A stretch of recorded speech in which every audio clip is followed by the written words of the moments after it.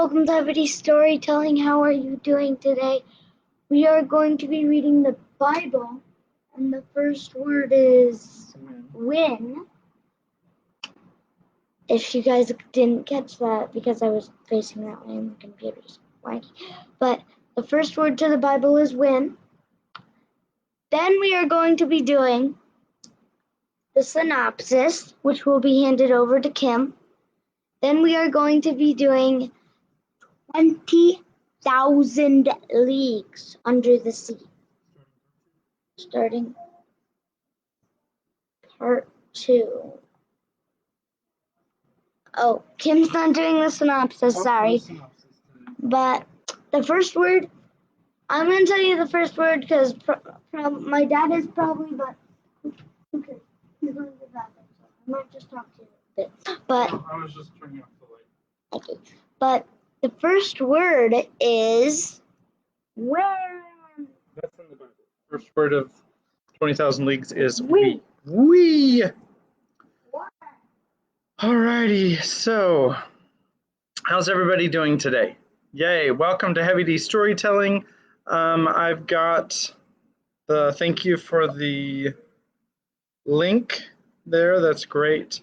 Here's the link for the, if you're following along on your Bible app on your phone. There's that right there. I hope that you are having a great day. So let's go ahead and get started with Genesis chapter 42. This is the English Standard Version of the Bible. When Jacob learned that there was grain for sale in Egypt, he said to his sons, "Why do you look at one another?" And he said, "Behold, I have heard that there is grain for sale in Egypt. Go down and buy grain for us there, that we may live and not die." So 10 of Joseph's brothers went down to buy grain in Egypt. But Jacob did not send Benjamin, Joseph's brother, with his brothers, for he feared that harm might happen to him. Thus the sons of Israel came to buy among the others who came, for the famine was in the land of Canaan. Now Joseph was governor over the land. He was the one who sold to all the people of the land. And Joseph's brothers came and bowed themselves before him with their faces to the ground. Joseph saw his brothers and recognized them, but he treated them like strangers and spoke roughly to them. "Where do you come from?" he said. They said, "From the land of Canaan, to buy food." And Joseph recognized his brothers, but they did not recognize him. And Joseph remembered the dreams that he had dreamed of them, and he said to them, "You are spies. You have come to see the nakedness of the land." They said to him, "No, my lord, your servants have come to buy food. We are all sons of one man. We are honest men. Your servants have never been spies." He said to them, "No, it is the nakedness of the land that you have come to see." And they said, "We, your servants, are 12 brothers, the sons of one man in the land of Canaan. And behold, the youngest is this day with our father, and one is no more." But Joseph said to them, "It is as you said, as I said to you. You are spies. By this you shall be tested, by the life of Pharaoh. You shall not go from this place unless your youngest brother comes here. Send one of you, and let him bring your brother while you remain confined, that your words may be tested, whether there is truth in you. Or else, by the life of Pharaoh, surely you are spies." And he put them all together in custody for 3 days. On the third day, Joseph said to them, "Do this, and you will live, for I fear God. If you are honest men, let one of your brothers remain confined where you are in custody, and let the rest go and carry grain for the famine of your households, and bring your youngest brother to me. So your words will be verified, and you shall not die." And they did so. Then they said to one another, "In truth, we are guilty concerning our brother, in that we saw the distress of his soul when he begged us, and we did not listen. That is why this distress has come upon us." And Reuben answered them, "Did I not tell you not to sin against the boy? But you did not listen. So now there comes a reckoning for his blood." They did not know that Joseph understood them, for there was an interpreter between them. Then he turned away from them and wept. And he returned to them and spoke to them. And he took Simeon, from them and bound them before their eyes. And Joseph gave orders to fill their bags with grain and to replace every man's money in his sack and to give them provisions for the journey. This was done for them. Then they loaded their donkeys with their grain and departed. And as one of them opened his sack to give his donkey fodder at the lodging place, he saw his money in the mouth of his sack. He said to his brothers, "My money has been put back. Here it is in the mouth of my sack." At this their hearts failed them, and they turned trembling to one another, saying, "What is this that God has done to us?" When they came to Jacob their father in the land of Canaan, they told him all about all that had happened to them, saying, "The man, the Lord of the land, spoke roughly to us and took us to be spies of the land. But we said to them, 'We are honest men. We have never been spies. We are 12 brothers, sons of our father. One is no more, and the youngest is this day with our father in the land of Canaan.' Then the man, the Lord of the land, said to us, 'By this I shall know that you are honest men. Leave one of your brothers with me, and take grain for the famine of your households, and go your way. Bring your youngest brother to me, then I shall know that you are not spies, but honest men, and I will deliver your brother to you, and you shall trade in the land.' And they emptied their sacks, and behold, every man's bundle of money was in his sack. And when they and their father saw their bundles of money, they were afraid. And Jacob their father said to them, 'You have bereaved me of my children. Joseph is no more, and Simeon is no more. And now you would take Benjamin? All this has come against me.' Then Reuben said to his father, 'Kill my 2 sons, if I do not bring him back to you. Put him in my hands, and I will bring him back to you.' But he said, 'My son shall not go down with you, for his brother is dead, and he is the only one left. If harm should happen to him on the journey that you are to make, you would bring down my gray hairs with sorrow to Sheol.'" I'm going to stop there for the evening. So we're back to 1 chapter a day. We did do 2 for a little while, and we're back to 1 chapter a day at this time. So we will have to find out what happens tomorrow. The first word is now in Genesis chapter 43, and that will be, like I said, tomorrow. At this time, we're going to go ahead and click out of that. We're going to pick up to 20,000 Leagues Under the Sea, where we've been for the last week and a half. And we're starting, like JJ said, yes? Yeah, so we're not doing the synopsis today, but that is mostly because JJ has, because we finished part 1 yesterday, and we're going to start part 2 today. Hey, Rebecca, nice to see you. You missed a Bible verse or Bible reading. So you'll have to come back later and read with us Genesis chapter 42. All right, so this is chapter 1 of part 2 in 20,000 Leagues Under the Sea. Chapter 1, the Indian Ocean. The first word is we, and here we go. Hang on, the Nautilus goes fast. We now come to the second part of our journey under the sea. The first ended with the moving scene in the coral cemetery, which left such a deep impression on my mind. Thus, in the midst of this great sea, Captain Nemo's life was passing, even to his grave, which he had prepared in one of his deepest abysses. There, not one of the ocean's monsters could trouble the last sleep of the crew of the Nautilus, of those friends riveted to each other in death as in life, nor any man either, had added the captain, still the same fierce, implacable defiance towards human society. I could no longer content myself with a theory which satisfied Consul. That worthy fellow persisted in seeing in the commander of the Nautilus one of those unknown servants who return mankind contempt for indifference.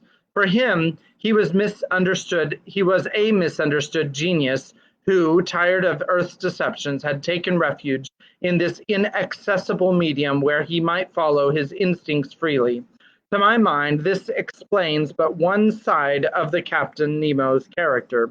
Indeed, the mystery of that last night during which we had been chained in prison, the sleep and the precaution so violently taken by the captain of snatching from my eyes the glass I had raised to sweep the horizon, the mortal wound of the man due to an unaccountable shock of the Nautilus, all put me on a new track. No, Captain Nemo was not satisfied with shunning man. His formidable apparatus not only suited his instinct of freedom, but perhaps also the design of some terrible retaliation. At this moment, nothing is clear to me. I catch but a glimpse of light amidst all the darkness, and I must confine myself to writing as events shall dictate. That day, the 24th of January, 1868, at noon, the second officer came to take the altitude of the sun. I mounted the platform, lit a cigar, and watched the operation. It seemed to me that the man did not understand French, for several times I made remarks in a loud voice, which must have drawn from him some involuntary sign of attention, if he had understood them, but he remained undisturbed and dumb. As he was taking observation with the sextant, one of the sailors of the Nautilus, the strong man who had accompanied us on our first submarine excursion to the island of Crespo, came to clean the glasses of the lantern. I examined the fittings of the apparatus, the strength of which was increased 100-fold by rectangular rings placed similar to those in a lighthouse, and which projected their brilliance in a horizontal plane. The electric lamp was combined in such a way as to give its most powerful light. Indeed, it was produced in vacuo, which ensured both its steadiness and its intensity. This vacuum economized the graphite points between which the luminous arc was developed, an important point of economy for Captain Nemo, who could not easily have replaced them, and under these conditions their waste was imperceptible. When the Nautilus was ready to continue its submarine journey, I went down to the salon. The panel was closed and the course marked direct west. We were furrowing the waters of the Indian Ocean, a vast liquid plain with a surface of 1.2 billion acres, and whose waters are so clear and transparent that any one leaning over them would turn giddy. The Nautilus usually floated between 50 and 100 fathoms deep. We went on so for some days. To anyone but myself, who had great love for the sea, the hours would have seemed long and monotonous, but the daily walks on the platform, when I steeped myself in the reviving air of the ocean, the sight of the rich waters through the windows of the salon, the books in the library, the compiling in my memoirs, took up all my time and left me not a moment of ennui or weariness.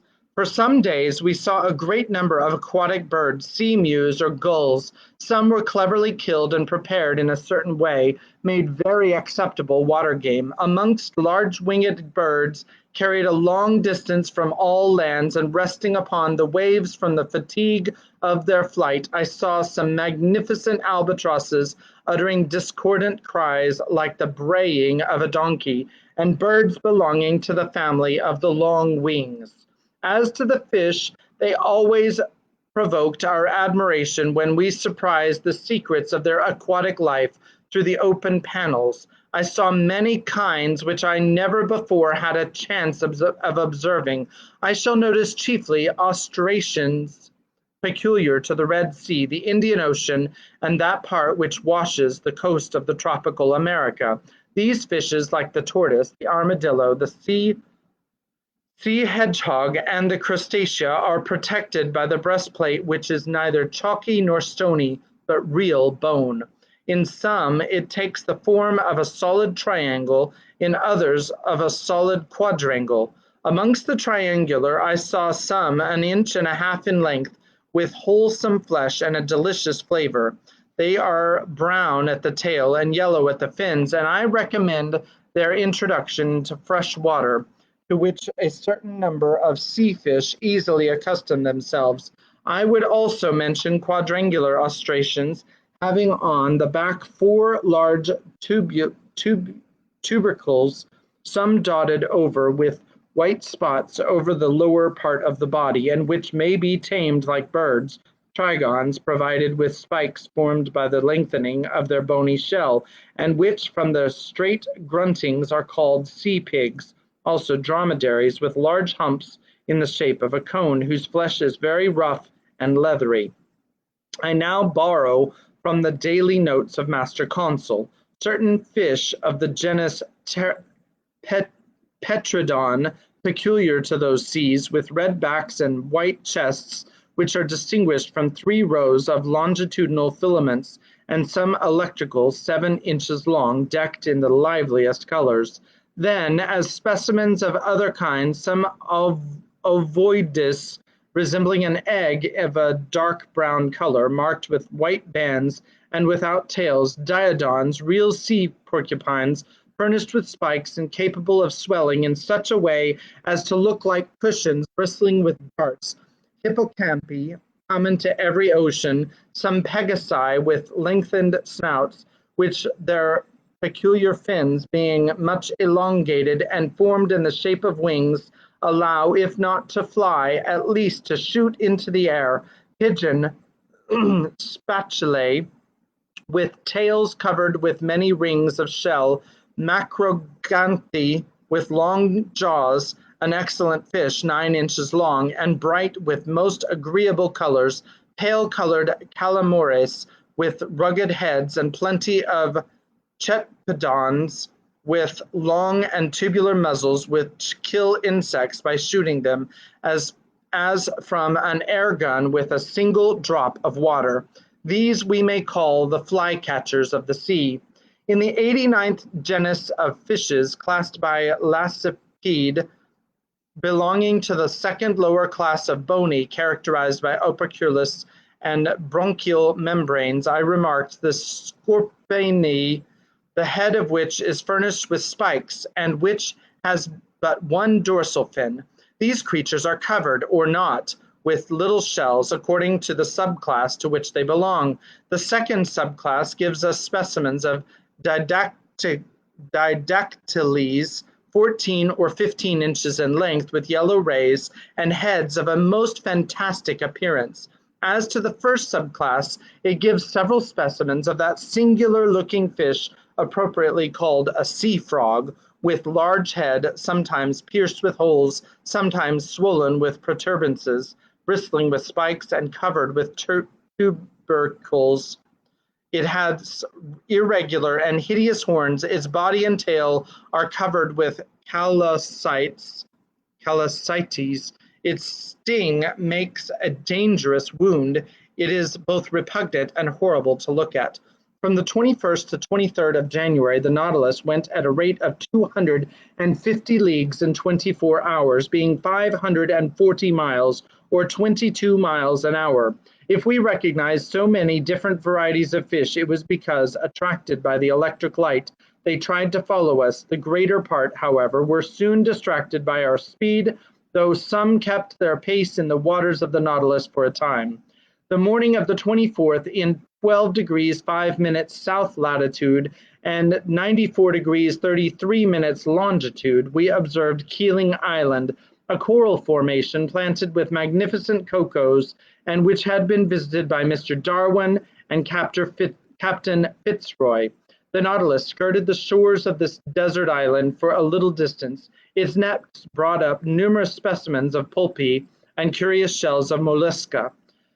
Some precious productions of the species of Delphinulae enriched the treasures of Captain Nemo, to which I added an Astralae punctiferae, a kind of parasite polypus, often found fixed to a shell. Soon Keeling Island disappeared from the horizon, and our course was directed to a northwest in the direction of the Indian Peninsula. From Keeling Island, our course was slower and more variable, often taking us into great depths. Several times they made us use the inclined planes, which certain internal levers placed obliquely to the waterline. In that way, we went about 2 miles, but without ever obtaining the greatest depths of the Indian Sea, which soundings of 7,000 fathoms have never reached. As to the temperature of the lower strata, the thermometer invariably indicated 4 degrees above zero.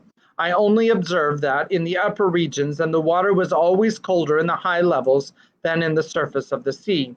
On the 25th of January, the ocean was entirely deserted. The Nautilus passed the day on the surface, beating the waves with its powerful screw and making them rebound to a great height.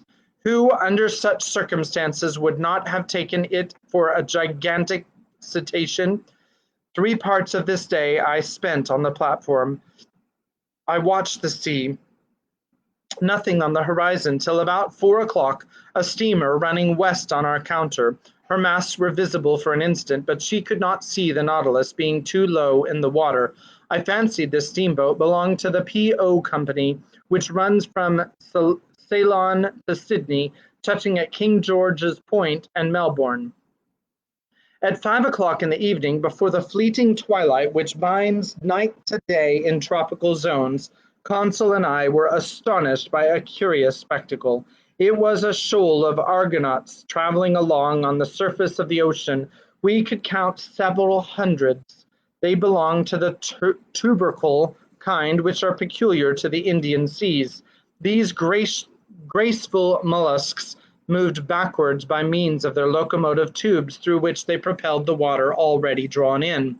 Of their 8 tentacles, 6 were elongated and stretched out, floating on the water, whilst the other 2, rolled up flat, were spread to the wing like a light tail.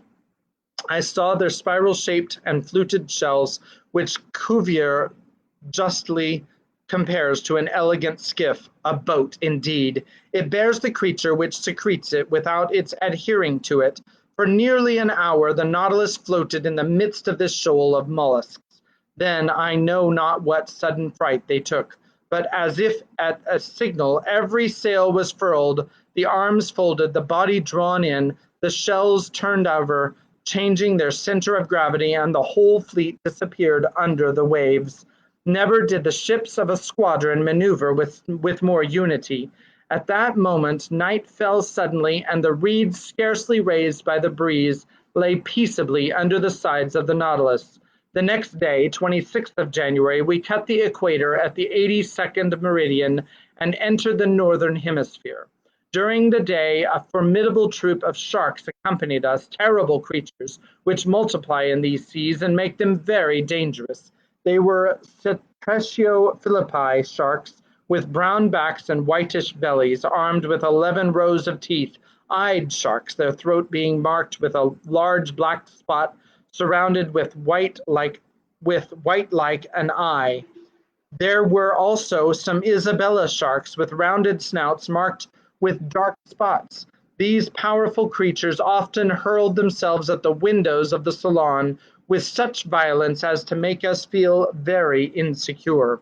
At such times Ned Land was no longer master of himself. He wanted to go to the surface and harpoon the monsters, particularly certain smooth hound sharks, whose mouth is studded with teeth like a mosaic, and large tiger sharks nearly 6 yards long, the last named of which seemed to excite him more particularly.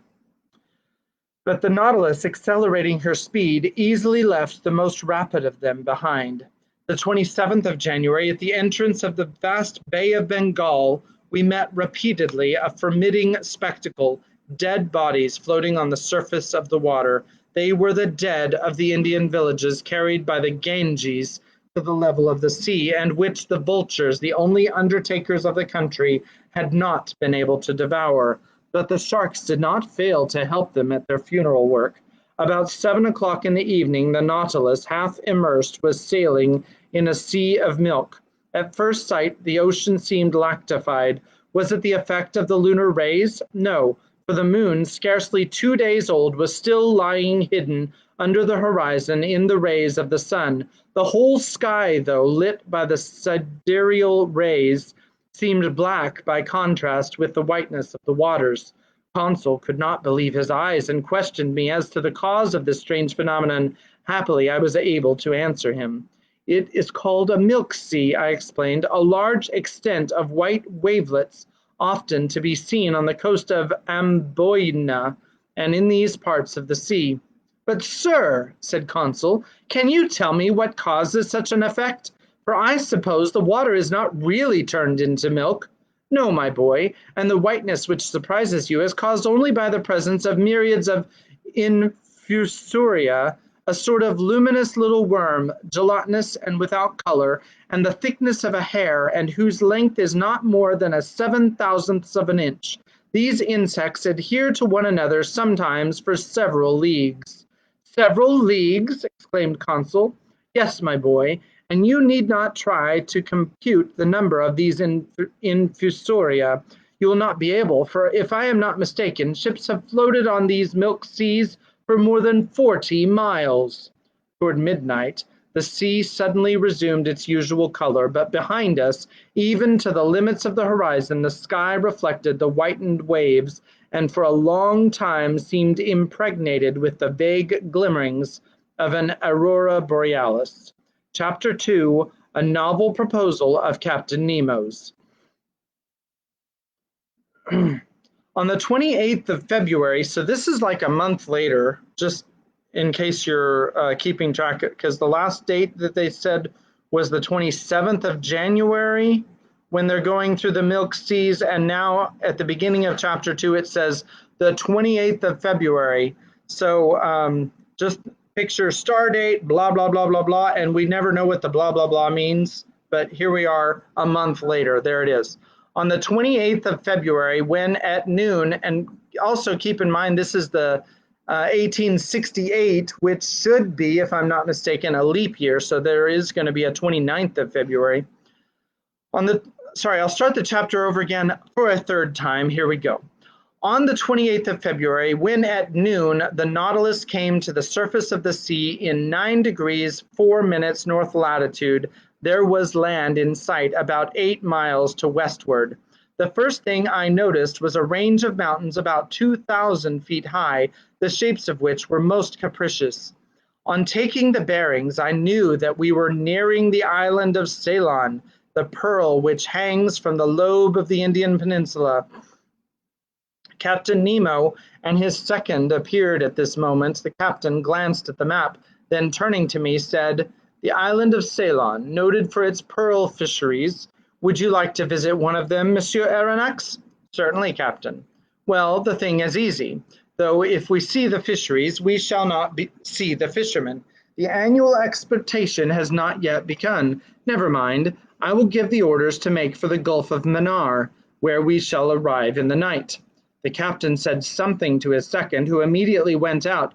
Soon the Nautilus returned to her native element, and the manometer showed that she was about 30 feet deep. "Well, sir," said Captain Nemo, "you and your companions shall visit the Bank of Mannar, and if by chance some fisherman should be there, we shall see him at work." "Agreed, Captain." "By the by, Monsieur Aronnax, are you not afraid of sharks?" "Sharks?" exclaimed I. This question seemed a very hard one. "Well," continued Captain Nemo, "I admit, Captain, that I am not yet familiar with that kind of fish." "We are accustomed to them," replied Captain Nemo, "and in time you will be too. However, we shall be armed, and on the road we may be able to hunt some of the tribe. It is interesting, so till tomorrow, sir, and early." This said in a careless tone, Captain Nemo left the salon. "Now, if you were invited to hunt the bear in the mountains of Switzerland, what would you say? Very well, tomorrow we will go and hunt the bear. If you were asked to hunt the lion in the plains of Atlas, or the tiger in the Indian jungles, what would you say? Ha ha, it seems we are going to hunt the tiger or the lion. But when you are invited to hunt the shark in its natural element, you would perhaps reflect before accepting the invitation. As for myself, I passed my hand over my forehead, on which stood large drops of cold perspiration. "Let us reflect," said I, "and take our time. Hunting otters in submarine forests, as we did in the island of Crespo, will pass. But going up and down at the bottom of the sea, where one is almost certain to meet sharks, is quite another thing. I know well that in certain countries, particularly in the Andaman Islands, the Negroes never hesitate to attack them with a dagger in one hand and a running noose in the other. But I also know that few who affront those creatures ever return alive.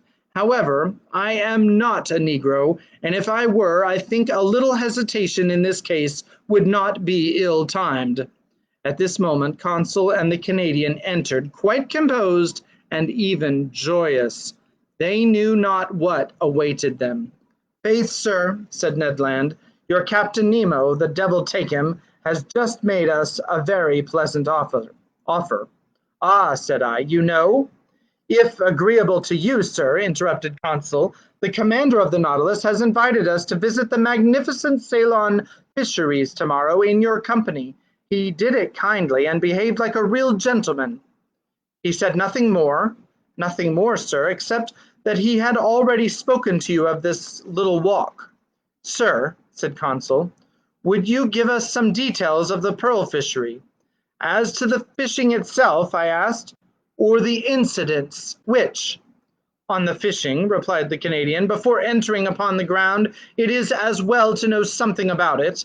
"Very well, sit down, my friends, and I will teach you." Ned and Consul seated themselves on an ottoman, and the first thing the Canadian asked was, "Sir, what is a pearl?"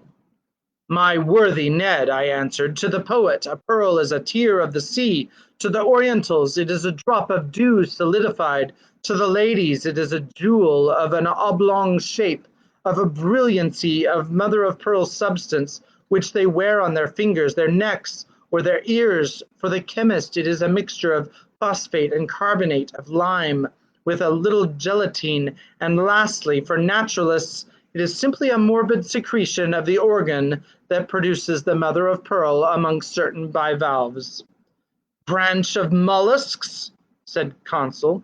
"Precisely so, my learned Consul, and amongst these testacea, the ear shell, the tridentia, the turbots, in a word, all those which secrete mother of pearl, that is, the blue, bluish, violet, or white substance which lines the interior of the shells, are capable of producing pearls."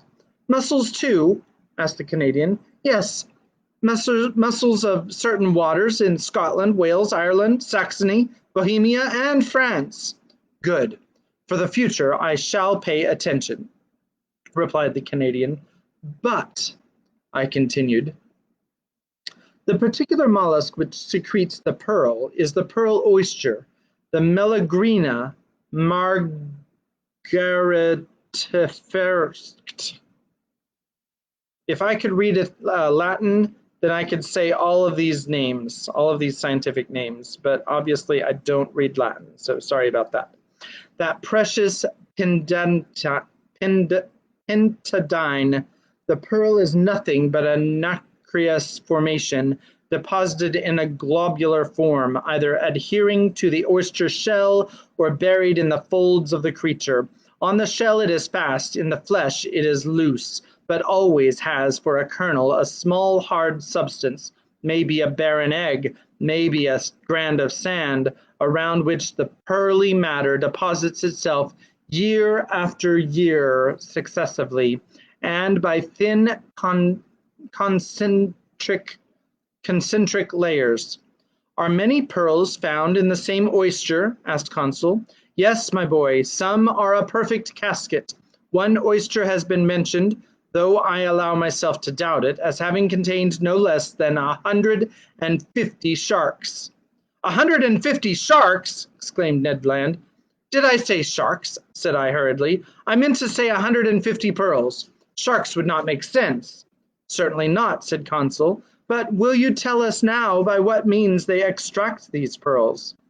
"They proceed in various ways. When they adhere to the shell, the fishermen often pull them off with pincers, but the most common way is to lay the oysters on mats of the seaweed which covers the banks. Thus they die in the open air, and at the end of 10 days they are in forward state of decomposition.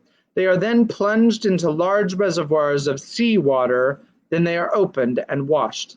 "The price of these pearls varies according to their size?" asked Consul. "Not only according to their size," I answered, "but according to their shape, their water, that is, their color, and their luster, that is, that bright and and diapered sparkle, which makes them so charming to the eye. The most beautiful are called virgin pearls or paragons. They are formed alone in the tissue of the mollusk, are white, often opaque, and sometimes have the transparency of an opal.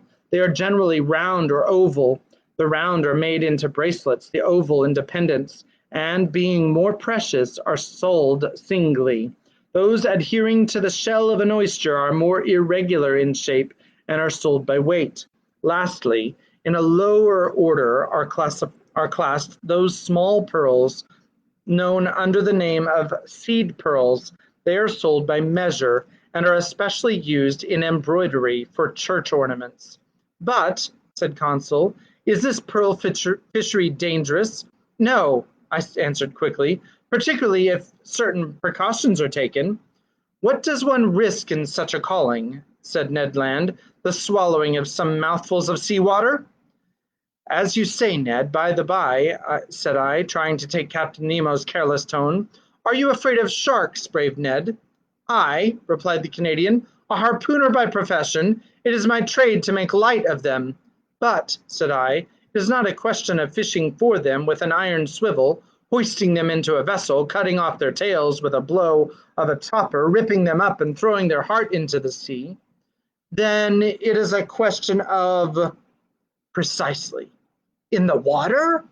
In the water. Faith. With a good harpoon?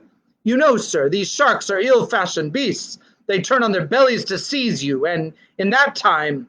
Ned Land had a way of saying seize, which made my blood run cold. Well, and you, Consul, what do you think of sharks? Me? Said Consul. I will be frank, sir. So much the better, thought I. If you, sir, mean to face the sharks, I do not see why your faithful servant should not face them with you.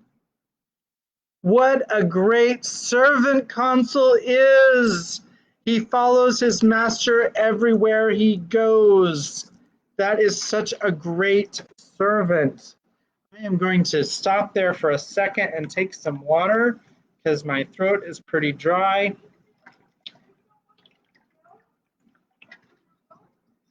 What? Take notes? Okay. Chapter 3, A Pearl of 10 Millions. The next morning at 4 o'clock, I was awakened by the steward whom Captain Nemo had placed at my service. I rose hurriedly, dressed, and went into the salon. Captain Nemo was awaiting me. Monsieur Aronnax, said he, are you ready to start? I am ready. Then please to follow me. And my companions, Captain? They have been told and are waiting.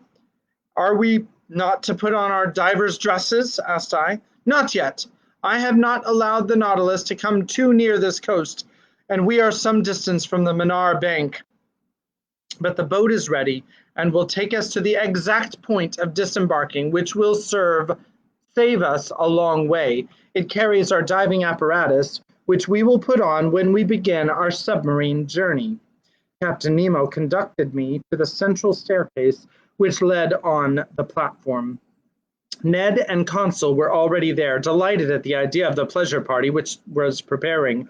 5 sailors from the Nautilus with their oars waited in the boat, which had been made fast against the side.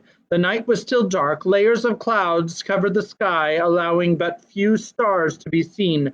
I looked on the side where the land lay and saw nothing but a dark line enclosing 3 parts of the horizon, from southwest to northwest. The Nautilus, having returned during the night up the western coast of Ceylon, was now west of the bay, or rather gulf, formed by the mainland and the island of Manar. There, under the dark waters, stretched a pintadine bank, an inexhaustible field of pearls, the length of which is more than 20 miles.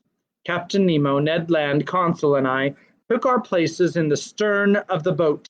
The master went to the tiller. His 4 companions leaned on their oars. The painter was cast off, and we sheered off. The boat went towards the south. The oarsmen did not hurry. I noticed that their strokes, strong in the water, only followed each other every 10 seconds.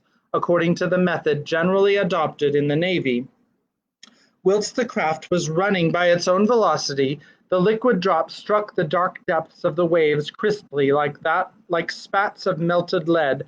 A little billow spreading wide gave a slight roll to the boat, and some samphire reeds flapped before it.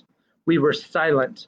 What was Captain Nemo thinking of? Perhaps of the land he was approaching, and which he found too near to him, contrary to the Canadian's opinion, who thought it too far off. As to Consul, he was merely there from curiosity. About 5:30, the first tints of the horizon showed the upper line of coast more distinctly. Flat enough in the east, it rose a little to the south. 5 miles still lay between us, and it was indistinct owing to the mist on the water. At 6 o'clock it became suddenly daylight with a rapidity peculiar to tropical regions, which know neither dawn nor twilight. The solar rays pierced the curtain of clouds piled up on the eastern horizon, and the radiant orb rose rapidly. I saw land distinctly, with a few trees scattered here and there. The boat neared Mannar Island, which was rounded to the south. Captain Nemo rose from his seat and watched the sea. As a sign from him, the anchor was dropped, but the chain scarcely ran, for it was little more than a yard deep, and this spot was one of the highest points of the bank of Pentadines. "Here we are, Monsieur Aronnax," said Captain Nemo. "You see that enclosed bay? Here in a month will be assembled the numerous fishing boats of the exporters, and these are the waters their divers will ransack so boldly. Happily, this bay is well situated for that kind of fishing. It is sheltered from the strongest winds. The sea is never very rough here, which makes it favorable for the divers' work. We will now put on our dresses and begin our walk." I did not answer, and while watching the suspected waves, began with the help of the sailors to put on my heavy sea dress. Captain Nemo and my companions were also dressing. None of the Nautilus men were to accompany us on this new excursion. Soon we were enveloped to the throat in India rubber clothing, the air apparatus fixed to our backs by braces. As to the Ruhmkorff apparatus, there was no necessity for it. Before putting my head into the copper cap, I had asked the question of the captain. "They would be useless," he replied. "We are going to no great depth, and the solar rays will be enough to light our walk. Besides, it would not be prudent to carry the electric light in these waters. Its brilliancy might attract some of the dangerous inhabitants of the coast most inopportunely." As Captain Nemo pronounced these words, I turned to Consul and Ned Land, but my two friends had already encased their heads in the metal cap, and they could neither hear nor answer. One last question remained to ask of Captain Nemo. "And our arms?" asked I. "Our guns?" "Guns? What for? Do not mountaineers attack the bear with a dagger in their hand? And is not steel surer than lead? Here is a strong blade. Put it in your belt, and we start." I looked at my companions, and they were armed like us, and more than that, Ned Land was brandishing an enormous harpoon, which he had placed in the boat before leaving the Nautilus. Then, following the captain's example, I allowed myself to be dressed in the heavy copper helmet, and our reservoirs of air were at once in activity. An instant after we landed, one after the other, in about 2 yards of water upon an even sand.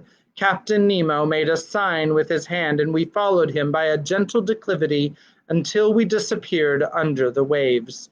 Over our feet, like coveys of snipe in a bog, rose shoals of fish of the genus Monoptera, which have no other fins but their tail. I recognized the Javanese, a real serpent 2.5 feet long,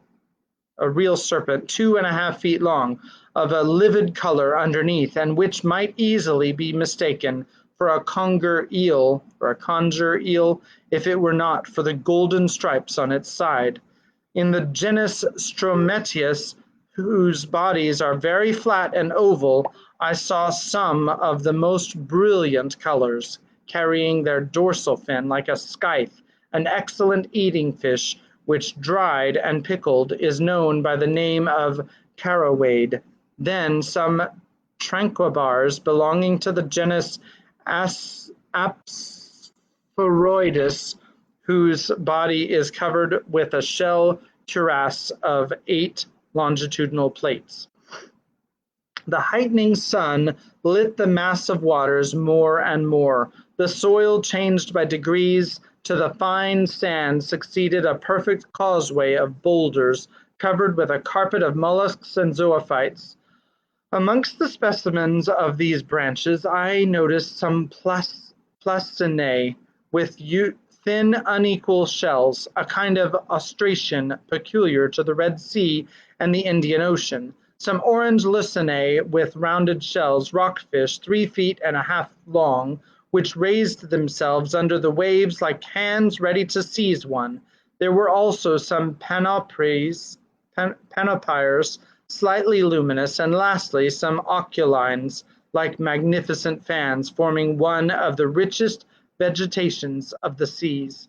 In the midst of these living plants and under the arbors of the hydrophytes were layers of clumsy articulates, particularly some reninae, whose carapace formed a slightly rounded triangle, and some horrible-looking parthenopes. At about 7 o'clock we found ourselves at last surveying the oyster banks on which the pearl oysters are reproduced by millions. Captain Nemo pointed with his hand to the enormous heap of oysters, and I could well understand that this mine was inexhaustible, for nature's creative power is far beyond man's instinct of destruction. Ned Land, faithful to his instinct, hastened to fill a net which he carried by his side with some of the finest specimens, but we could not stop. We must follow the captain, who seemed to guide himself by paths known only to himself. The ground was sensibly rising, and sometimes on holding up by my arm, it was above the surface of the sea. Then the level of the bank would sink capriciously. Often we rounded high rocks scarped into pyramids. In their dark fractures, huge crustacea, perched upon their high claws like some war machine, watched us with fixed eyes, and under our feet crawled various kinds of annelids. At this moment there opened before us a large grotto dug in a picturesque heap of rocks and carpeted with all the thick warp of the submarine flora. At first it seemed very dark to me. The solar rays seemed to be extinguished by successive gradations until its vague transparency became nothing more than drowned light. Captain Nemo entered. We followed. My eyes soon accustomed themselves to this relative state of darkness. I could distinguish the arches springing capriciously from natural pillars standing broad upon their granite base like the heavy columns of Tuscan architecture. Why had our incomprehensible guide led us to the bottom of this submarine crypt? I was soon to know. After descending a rather sharp declivity, our feet trod the bottom of a kind of circular pit. There Captain Nemo stopped, and with his hand indicated an object I had not yet perceived. It was an oyster of extraordinary dimensions, a gigantic tridacny, a goblet which could not have contained a whole lake of holy water, a basin which could have contained a whole lake of holy water, a basin the breadth of which was more than 2 yards and a half, and consequently larger than that ornamenting the salon of the Nautilus. I approached this extraordinary mollusk. I adhered by its filaments to a table of granite, and there, isolated, it developed itself in the calm waters of the grotto. I estimated the weight of this tridacny at 600 pounds. Such an oyster would contain 30 pounds of meat, and one must have the stomach of a gargantua to demolish some dozens of them. Which is only funny because nobody would eat dozens of 30-pound oysters, but people do eat dozens of oysters. So that's, one must have a large stomach to demolish dozens of them. I'm sure that's what he's saying. Captain Nemo was evidently acquainted with the existence of this bivalve and seemed to have a particular motive in verifying the actual state of this tridacny. The shells were a little open. The captain came near and put his dagger between to prevent them from closing. Then with his hand he raised the membrane with its fringed edges, which formed a cloak for the creature. There, between the folded plates, I saw a loose pearl, whose size equaled that of a cocoanut. Its globular shape, perfect clearness, and admirable luster made it altogether a jewel of inestimable value. Carried away by my curiosity, I stretched out my hand to seize it, weigh it, and touch it, but the captain stopped me, made a sign of refusal, and quickly withdrew his dagger, and the two shells closed suddenly. I then understood Captain Nemo's intention. In leaving this pearl hidden in the mantle of the tridacny, he was allowing it to grow slowly. Each year, the secretions of the mollusk would add new concentric circles. I estimated its value at 500,000 pounds at least. After 10 minutes, Captain Nemo stopped suddenly. I thought he had halted previously to returning. No. By a gesture, he bade us crouch beside him in a deep fracture of the rock. His hand pointed to one part of the liquid mass which I watched attentively. About 5 yards from me, a shadow appeared and sank to the ground. The disquieting idea of sharks shot through my mind, but I was mistaken, and once again it was not a monster of the ocean that we had anything to do with. It was a man, a living man, an Indian, a fisherman, a poor devil, who I suppose had come to glean before the harvest. I could see the bottom of his canoe anchored some feet above his head. He dived and went up successively. A stone held between his feet, cut in the shape of a sugar loaf, whilst a rope fastened him to his boat, helped him to descend more rapidly. This was all his apparatus. Reaching the bottom, about 5 yards deep, he went on his knees and filled his bag with oysters picked up at random. Then he went up, emptied it, pulled up his stone, and began the operation once more, which lasted 30 seconds. The diver did not see us. The shadow of the rock hid us from sight. And how should this poor Indian ever dream that men, beings like himself, should be there under the water, watching his movements and losing no detail of the fishing? Several times he went up in this way and dived again. He did not carry away more than 10 at each plunge, for he was obliged to pull them from the bank at which they adhered by means of their strong byssus. And how many of those oysters for which he risked his life had no pearl in them? I watched him closely. His maneuvers were regular, and for the space of half an hour no danger appeared to threaten him. I was beginning to accustom myself to the sight of this interesting fishing, when suddenly, as the Indian was on ground, I saw him make a gesture of terror, rise, and make a spring to return to the surface of the sea. I understood his dread. A gigantic shadow appeared just above the unfortunate diver. It was a shark of enormous size, advancing diagonally, his eyes on fire and his jaws open. I was mute with horror and unable to move. The voracious creature shot towards the Indian, who threw himself on one side to avoid the shark's fins, but not its tail, for it struck his chest and stretched him on the ground. The scene lasted but a few seconds. The shark returned, and turning on his back, prepared himself for cutting the Indian in two, when I saw Captain Nemo rise suddenly, and then, dagger in hand, walk straight to the monster, ready to fight face to face with him.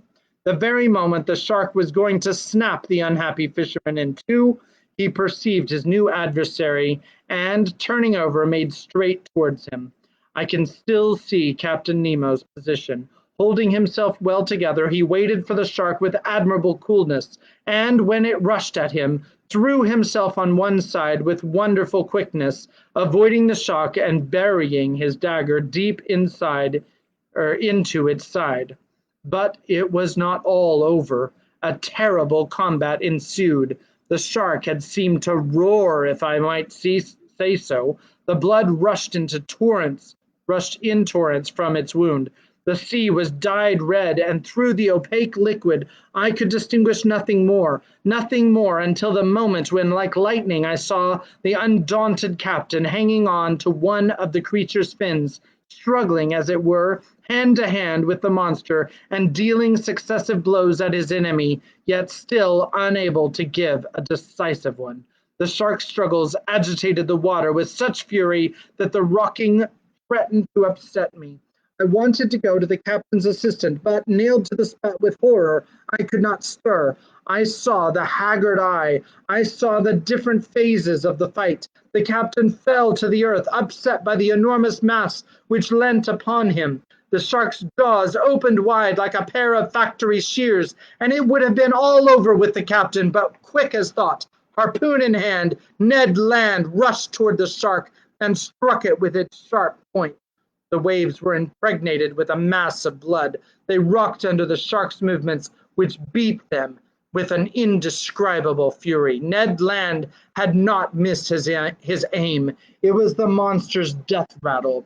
Struck to the heart, it struggled in dreadful convulsions, the shock of which overthrew Consul. But Ned Land had disentangled the captain, who, getting up without any wound, went straight to the Indian, quickly cut the cord which held him to his stone, took him in his arms, and with a sharp blow of his heel, mounted to the surface. We all three followed in a few seconds, saved by a miracle, and reached the fisherman's boat. Captain Nemo's first care was to recall the unfortunate man to life again. I did not think he could succeed. I hoped so, for the poor creature's immersion was not long, but the blow from the shark's tail might have been his death blow. Happily, with the captain's and consul's sharp friction, I saw consciousness return by degrees. He opened his eyes. What was his surprise, his terror even, at seeing 4 great copper heads leaning over him, and above all, what must have been thought when Captain Nemo, drawing from the pocket of his dress a bag of pearls, placed in his hand. This munificent charity from the man of the waters to the poor Cingalese was accepted with a trembling hand. His wondering eyes showed that he knew not what to superhuman beings he owed both fortune and life. As a sign from the captain, we regained the bank and followed the road already traversed, came in about half an hour to the anchor which held the canoe of the Nautilus to the earth. Once on board, we each, with the help of the sailors, got rid of the heavy copper helmet. Captain Nemo's first word was to the Canadian. "Thank you, Master Land," said he. "It was in revenge, Captain," said Ned Land. "I owed you that." A ghastly smile passed across the captain's lip, and that was all. "To the Nautilus," said he. The boat flew over the waves some minutes after we met the shark's dead body floating. By the black marking of the extremity of its fins, I recognized the terrible Melanopteron of the Indian seas, of the species of shark so properly called. It was more than 25 feet long. Its enormous mouth occupied 1/3 of its body. It was an adult, as was known by its 6 rows of teeth, placed in an isosceles triangle in the upper jaw. Whilst I was contemplating this inert mass, a dozen of these voracious beasts appeared around the boat, and without noticing us, threw themselves upon the dead body and fought with one another for the pieces. At 8:30, we were again on board the Nautilus. There I reflected on the incidents which had taken place in our excursion to the Mannar Bank. 2 conclusions I must inevitably draw from it, one bearing upon the unparalleled courage of Captain Nemo, the other upon his devotion to a human being, a representative of that race from which he fled beneath the sea. Whatever he might say, this strange man had not yet succeeded in entirely crushing his heart. When I made this observation to him, he answered in a slightly moved tone, "That Indian, sir, is an inhabitant of an oppressed country, and I am still and shall be, to my last breath, one of them." Chapter 4, we will begin tomorrow, is called The Red Sea. So we will read that tomorrow. Chapter 4, the Red Sea. The first word is in. I hope you enjoyed the incident tonight with the shark and the exciting conclusion of that excursion where they went to go find the giant pearl. And I hope you are encouraged and you join us again tomorrow night when we read more of the adventures of 20,000 Leagues Under the Sea by Jules Verne. And God bless you. Have a good night. And should I wait a minute more for Rebecca? I'm waiting for Rebecca so that she can finish, because I know it usually lags a little bit. All right, we're going to call it here. Have a good night, and